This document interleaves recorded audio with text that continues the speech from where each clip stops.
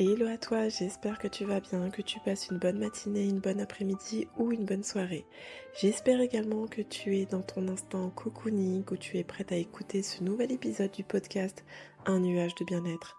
Ça va être un épisode plein de douceur pour clôturer cette année 2025.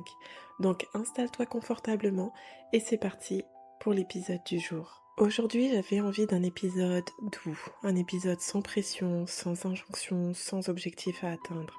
Pour ce nouvel épisode, j'avais envie de parler de 3 éléments que je trouve indispensables et qui méritent d'être écoutés, peu importe le moment de l'année, mais la fin d'année s'y prête bien.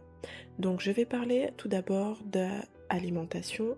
Il faut savoir que en décembre, entre les visites familiales, amicales, la convivialité et surtout la nourriture, on a tendance à se sentir un peu ballonné. On veut en janvier entamer un régime ou une détox, etc. Je vais t'expliquer en quoi c'est contre-productif et quoi faire justement pour soutenir ton organisme.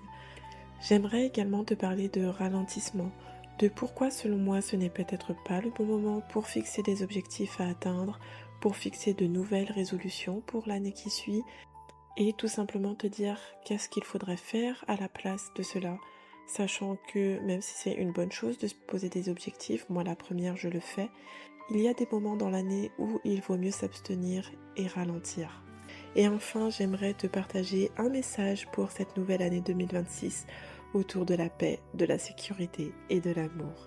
Je ne sais pas si le mois de décembre est le meilleur mois de l'année, car en principe, c'est censé être un mois plein de joie et plein d'amour, où on rencontre, on revoit sa famille, ses amis, où on mange beaucoup, où on mange des bonnes choses, bien grasses, entre autres choses. On va manger du foie gras, du saumon, du homard, etc. Et c'est très bien, hein. Je ne dis pas que il faut culpabiliser de ça, bien au contraire. Je pense que c'est le bon moment pour se lâcher la grappe et se faire plaisir. Mais tout ça pour dire que c'est un mois où notre estomac va être très sollicité, où notre système digestif tout entier va subir. On va pas se mentir, il va subir. Donc souvent ce que j'entends c'est que ok, j'ai beaucoup mangé en décembre, quelquefois ça est même prolongé en janvier, j'aimerais faire une détox pour m'alléger, pour me nettoyer, j'aimerais même faire un régime ou faire un nettoyage entre guillemets. Alors non, je le dis tout de suite, non. C'est contre-productif, il ne faut surtout pas entamer une détox, ou un régime d'ailleurs, en janvier, et plus généralement en hiver. Pourquoi? Parce que l'hiver est fait pour mettre l'organisme au repos, littéralement. En plus de ça, avec le froid, notre organisme travaille déjà 2 fois plus.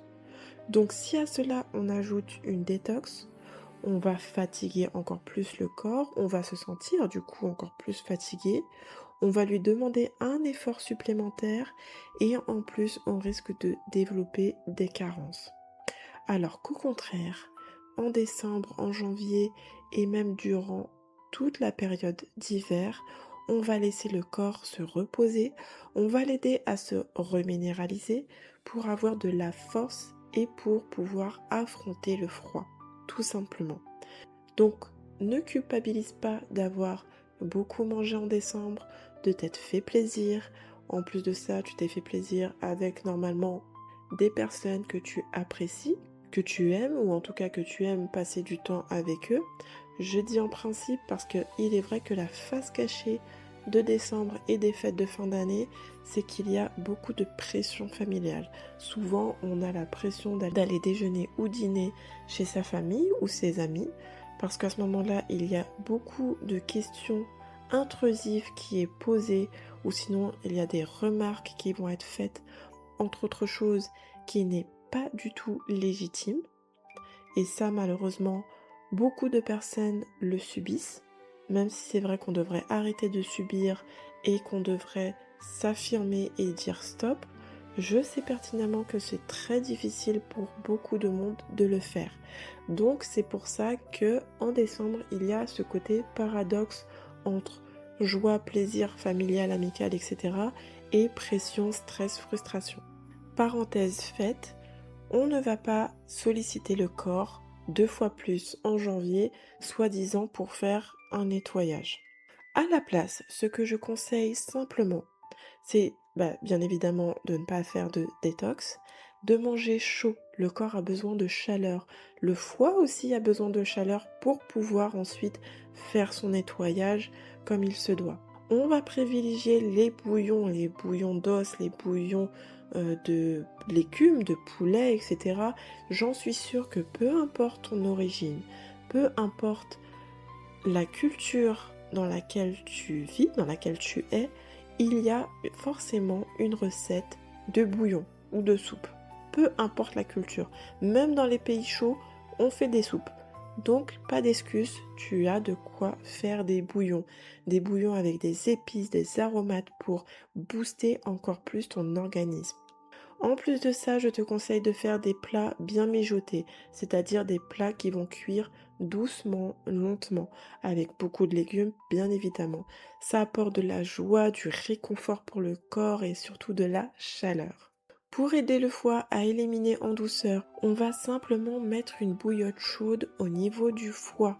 Ça, tu peux le faire après le repas du soir ou même le midi si tu déjeunes chez toi, si tu télétravailles par exemple, ou si simplement tu es chez toi.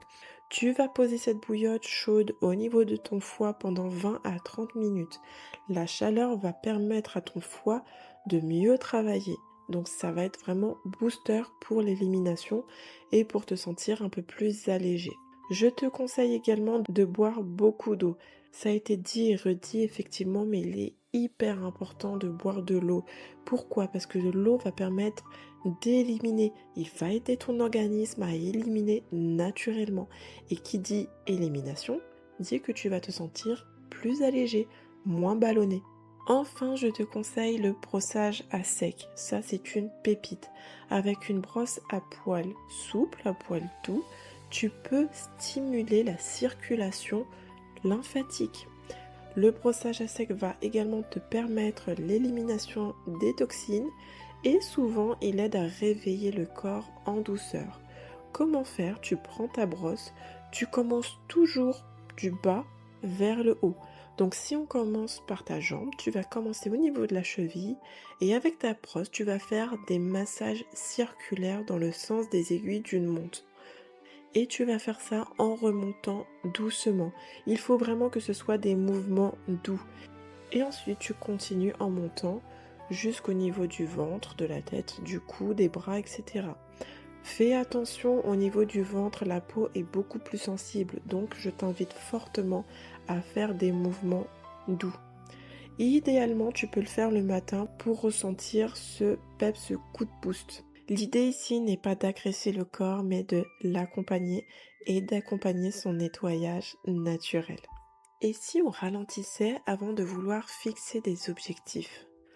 En décembre, on a tendance à vouloir poser des objectifs, voire même des résolutions pour la nouvelle année, comme si le 1er janvier était une ligne de départ obligatoire. Mais si on prend un peu de recul, et si on observe notamment la nature, en décembre et janvier, on est en hiver. Et en hiver, la nature est au repos. Les fleurs ne poussent pas, il n'y a même plus de feuilles sur les arbres et les animaux hibernent. Tout est à l'état de calme et de repos. Mais pourquoi on ne pourrait pas pour une fois faire pareil? Suivre ce que la nature fait, c'est-à-dire ralentir, ne rien fixer, en tout cas pas maintenant. L'hiver est une saison qui appelle à la douceur, au repos du corps, au ralentissement naturel. Et qu'on le veuille ou non, le corps, lui, réclame ce repos. En hiver, on a tendance à vouloir rester beaucoup plus souvent à la maison, à vouloir dormir plus. On a peut-être plus de difficultés à se lever le matin. On veut être dans un moment de chaleur, cocooning, on se couvre, on veut boire des chocolats chauds, du thé, des choses qui nous apportent vraiment du calme, de la paix et beaucoup de chaleur. Donc si on écoutait notre corps pour une fois, si on écoutait la nature et si on suivait le modèle des animaux, car nous-mêmes nous sommes des animaux, alors pourquoi aller à l'encontre de ce qui doit être fait? Et pourtant, mentalement, on veut souvent faire l'inverse. On veut poser des objectifs, on veut réussir, on veut être dans la performance, dans la productivité constamment. Mais on fait déjà ça tout au long de l'année. Est-ce qu'on pourrait pour une fois se lâcher un peu la grappe? Et si pour une fois on faisait les choses différemment? C'est-à-dire que pour les résolutions et les objectifs, on les laisse en pause, on les laisse mûrir, on leur laisse le temps d'émerger. Et justement, on rentre dans ce ralentissement. Ce n'est pas un échec de ralentir et d'être en pause. Ce n'est pas perdre du temps. C'est justement respecter un rythme plus juste pour nous.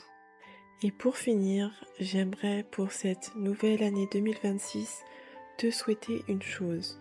Comprendre que la paix, la sécurité et l'amour que tu recherches est déjà là, est déjà en toi. Le 1er janvier, on reçoit énormément de messages ou de coups de fil de personnes qui nous apprécient, qui nous aiment et qui nous souhaitent justement la santé, la joie, l'amour, la paix, quelquefois l'argent. Et je comprends, et moi-même je le fais, et d'ailleurs je dirais même merci, parce que franchement, si ça arrive, tant mieux. Mais ce qu'on doit comprendre, ce que tu dois comprendre aujourd'hui, c'est que tu as déjà tout cela en toi. La paix, la sécurité et l'amour. La santé, encore, je peux dire qu'effectivement, on l'a de base, mais qu'il peut y avoir des facteurs externes qui rentrent en jeu, qui fait qu'on n'a pas une santé optimale. Mais en tout cas, cette paix, cette sécurité et cet amour, elle est déjà en toi. Elle est dans ton moi profond. Ce n'est qu'une illusion du mental de croire que la paix, la sécurité et l'amour se trouvent dans les choses extérieures, comme dans l'achat d'un matériel, dans un nouveau job, dans le fait d'avoir dans sa vie un homme ou une femme qui justement va nous procurer cet amour, entre guillemets. Croire qu'il faut percevoir 2000, 3000 ou 5000 euros par mois pour avoir cette sécurité financière, tout ça c'est que l'illusion du mental. Attention, gagner plus c'est très bien, je ne dis pas le contraire, mais c'est faux de croire que ça va procurer une vraie sécurité. Et je vais t'expliquer pourquoi.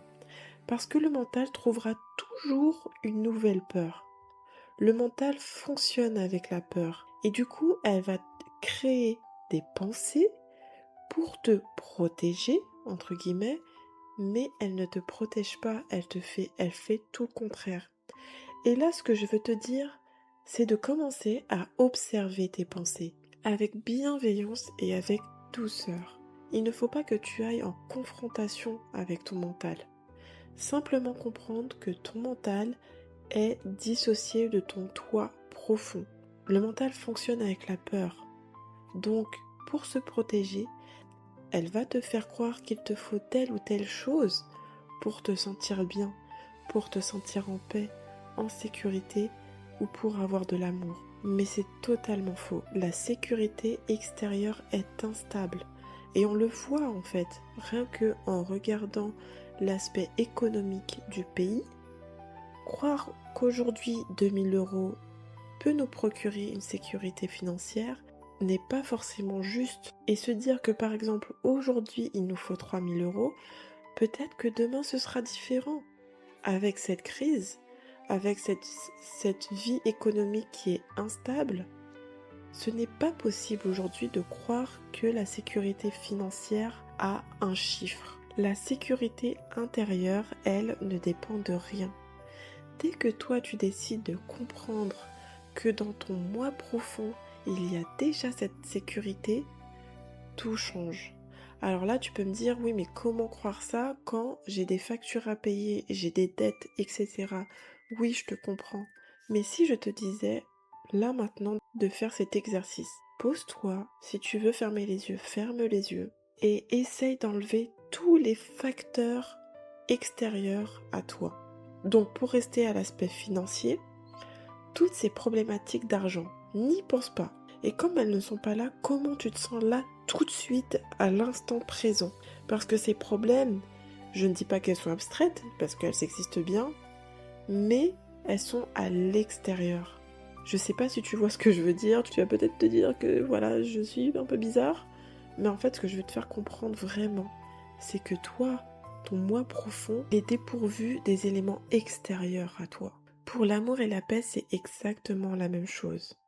Le mental nous fait croire que quelqu'un va nous apporter de l'amour, qu'une situation va nous apporter la paix. Mais tant que ça dépend de l'extérieur, c'est fragile, c'est conditionnel. La paix, l'amour et la sécurité sont des états d'être, pas des résultats. Ce ne sont pas des objectifs à atteindre. Ce sont des états qui sont là, tout simplement. Et ils sont constamment là à l'intérieur de toi. Dès que tu décides d'arrêter de vouloir les éléments extérieurs, le matériel, etc. pour te sentir bien, tu te sentiras déjà beaucoup mieux. Ce qu'on nous a appris jusqu'à maintenant, c'est que quand on aura telle chose, on sera en paix.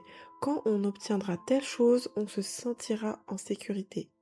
Et si aujourd'hui on faisait autrement, si on reformatait le mental et qu'on se reliait d'abord à notre état intérieur, qu'on revienne à soi, et ensuite la vie s'organise autour. Le mental fonctionne par projection, par peur, par contrôle.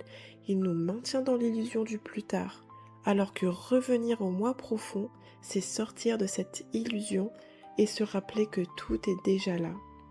Donc ce que je te souhaite aujourd'hui, à partir de maintenant et pour la suite, c'est que tu te rendes compte que cet amour, cette paix et cette sécurité est déjà à l'intérieur de toi. Et j'espère que ça n'a pas été trop abstrait ce que je t'ai partagé, que tu as pu comprendre là où je voulais en venir, et t'inquiète pas, ça peut prendre du temps de rentrer ce concept dans le cerveau parce qu'encore une fois, ton mental est déjà habitué à une structure, donc là, lui faire comprendre qu'il y a quelque chose de nouveau qui existe peut le perturber. Simplement prends conscience que ça existe, que c'est là.